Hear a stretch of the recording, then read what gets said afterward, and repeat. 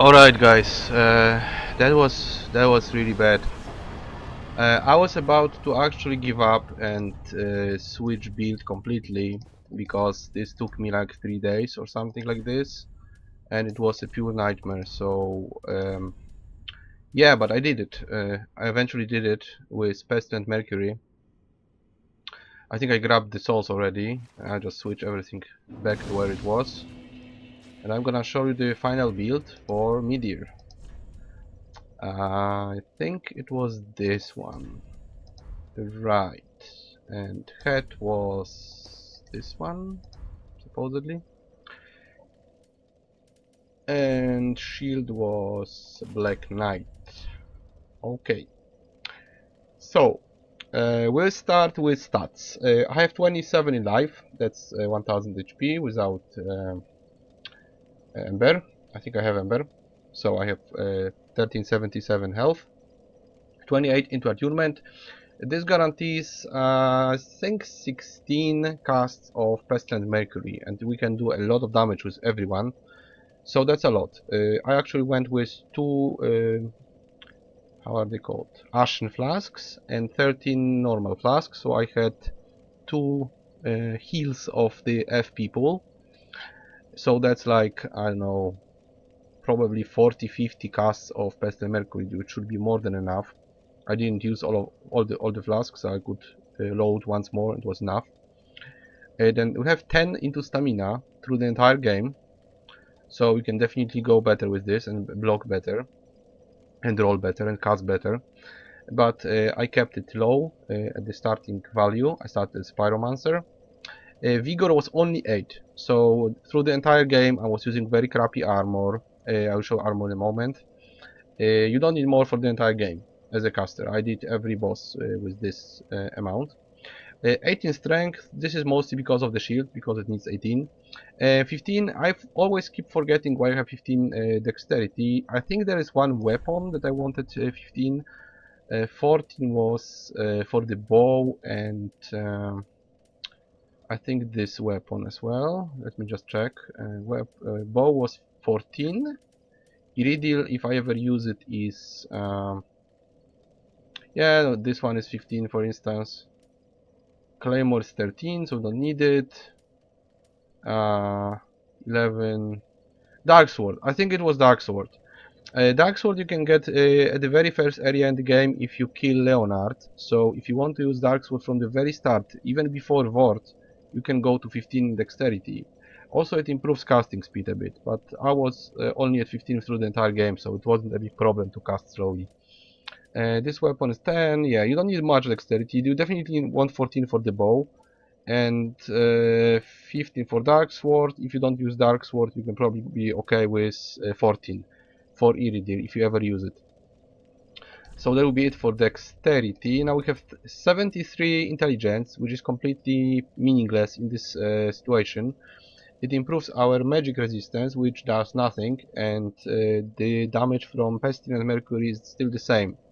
However, it helps with pyromancy and dark hexes, dark sorcery, normal sorcery. So definitely it's the key element of our build. It also scales up this sword, if I ever use it. Where is it? Moonlight. See, it's 448 altogether from magic. So it helps a lot if you ever use it. 70 Fate, it was for lightning, for pyromancy, and I guess that's it. But it also scales up dark resistance, so it slightly helps here. And 7 luck, I didn't put any points there. Now, as for the actual build, I use the crystal, how it's called? It's not a bell. It's bell in Polish, but it's a crystal catalyst. You get it in Grand Archives. It allows us to cast both Pestilent Mercury and Regeneration, which I did during the fight. So both things. You generally want anything that can cast Pestilent Mercury. You can even use weapons that cast it, like the... what is it? This one. This is the Pickaxe of Desert, or whatever it's called. You can cast with it, but it's kind of not very nice. I prefer to cast with one button, not with shift and mouse button. So I took this one. Also, it's only half kilo, so it's very light. You can get better armor with it and more rolling.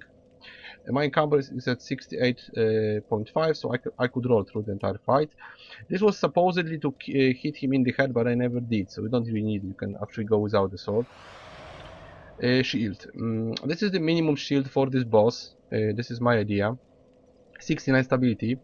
You can block the fire a lot, even if you are standing below him. You can just keep your block, and many a time you can just block his breath and take much less damage from fire. Also, you don't just get guard broken. You could use this one, which a lot of people uses, the dragon shield, but it's only 49 stability. It's 4 points better at, against fire, but it's very bad stability, so you can be just guard broken and die. So I would go with Black Knight shield. Then the armor. This is actually only because I wanted to have as much resistance to dark and fire. As you can see, I actually have 41 and 41. This is percentage, so 59% of damage goes through. So I have completely messed up armor. This is the I think it's Exile pants. This was the Dragon Slayer gauntlets. This is the Robe of Prayer, and this is a White Archbishop crown. This is from Deacons, I think. So generally I used all pieces of equipment to have as much fire and dark resistance as I could, without looking at physical. Physical usually doesn't kill us. If you go without Ember, you can die to one attack from the tail. His charge can probably kill us if you are not at full HP. His close swipes shouldn't kill us also. I think you can take 2 of them, usually roll through them, sometimes get hit once.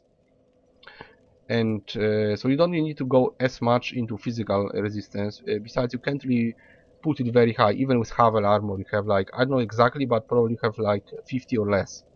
So even with full armor, you will still get damage, and it could be even worse against fire and darkness. Of course, you can go like 50 points into vigor and wear whatever best armor you can find, probably Havel. But if something is better against fire and darkness, you might take this instead, because you mostly die from this laser, or generally get killed by attrition damage from fire, because you always take fire damage from various sources, and this can eventually kill you. So if you have big absorption, it might help. And this is light equipment, very light. It's 10, 4, 3, 1. So 1.8, but you know, it's not that much really. It's only 35.5 with the sword, which is like 4, and you don't even have to use it. The shield is 7.5, you have to use it, so you're pretty much stuck here. Now the rings. I used Lloyd's shield ring. Whenever we are at full HP, we get attacked, it lowers damage. I'm not sure by how much, but it does something. I'm not sure if I take it off, will it show up? Yes, you see, it's a big difference. 26 and 18, and with it equipped, see, it's like 16 more. 16 or 15 more absorption every time we are full HP. So this is a lot. This is helping a lot. This is for healing, better healing, and I have maxed Estus. It's 15 flask plus 10. So this helps even more with healing. We have regeneration. It helps against attrition damage from fire. It might sometimes save our life if we're just about to die. We didn't manage to heal, and we are left with like 1 HP. So if we weren't healing all the time, we would die, because we would have this 1 HP left. So it might sometimes save us. So it might help. If fight is quite long, so during the entire fight you can generate quite a lot of health. It might help you. Also, you can switch it if you want. It's up to you. I had 2 Estus flasks left, so maybe if I switched it and used flask and used something else, maybe it would be better, but that's what I used. And Ring of Favor plus 3, we have more stamina, more life, and better encumbrance. Without it, we would be encumbered, right? So we need this. Okay, guys, so that would conclude my guide. We finished all the bosses.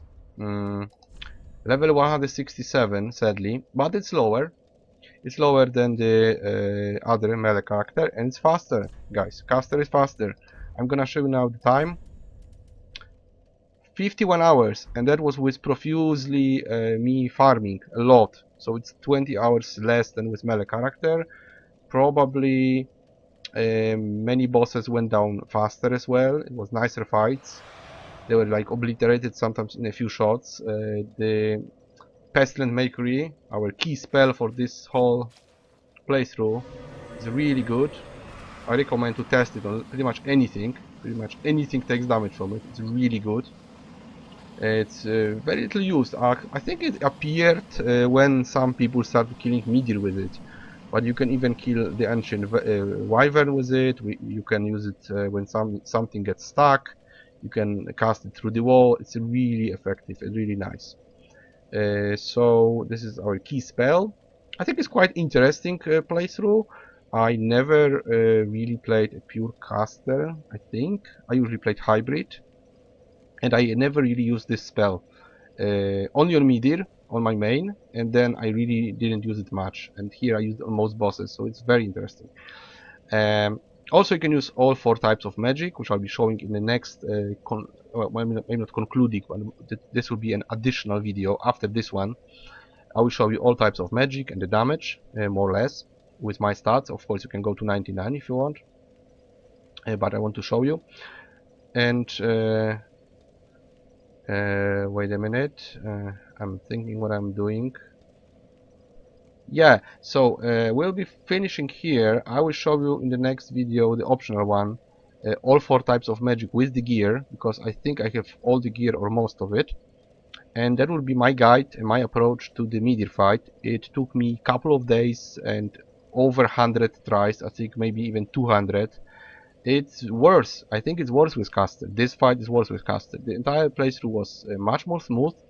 It was like 30% shorter in general. So yes, caster is faster, but this fight is not good. So I generally recommend you to switch, to actually change your entire build, probably into exile heavy sword, just as I was showing you in the previous video series with melee guide, and just switch it and kill him. It will be much faster, because seriously, 200 tries and I still don't have really good strategy on him. This is the best I could do on this level. Even if I had +2 rings for resistances, which I tried, that they would be on NG +2, and he will be even worse, Midir. More HP and more annoying, and we wouldn't be able to get better physical resistance at all. So this is quite a problem.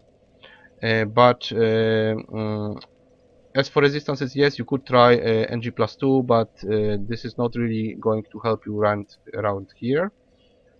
Only against fire and dark, but he will probably destroy you with his paw attacks and tail.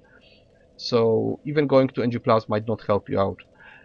So generally I say switch to melee, but if you insist on playing caster, do it this way.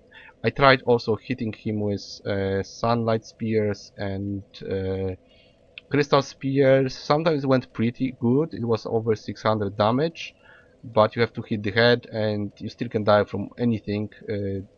Well set Pestilence still does more damage. You can cast it before he even gets to you.